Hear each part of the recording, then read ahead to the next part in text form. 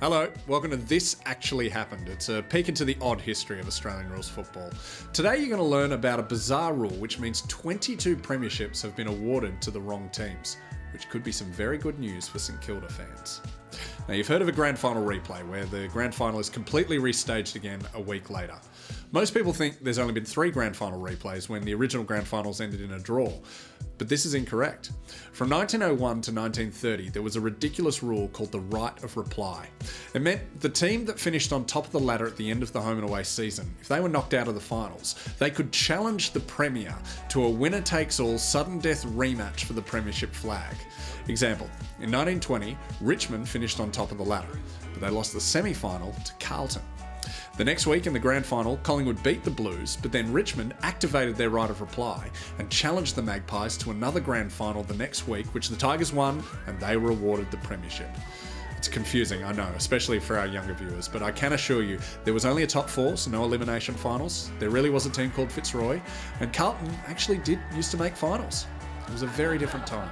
The right of reply was invoked 21 times over the 29-year period with 11 successful challenges, including in 1913 when St Kilda won their first premiership. That's the good news, St Kilda fans. You've won more than one grand final. Except a week later, Fitzroy stole it from you, so you haven't. I'm very sorry.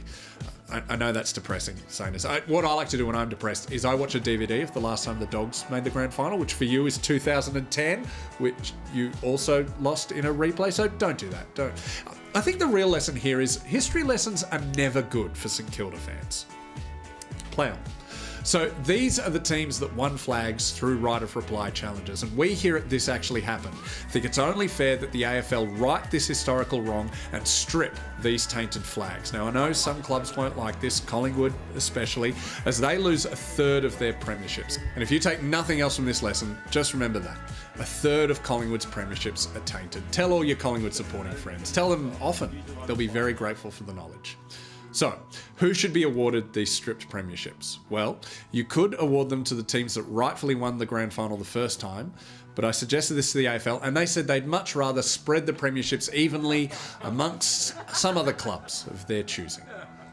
Next time on This Actually Happened, find out how in 1916 a team won both the wooden spoon and the premiership. Was it St Kilda?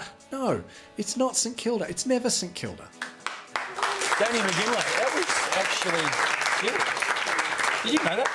No, I didn't know that. Learned something new every day, hey?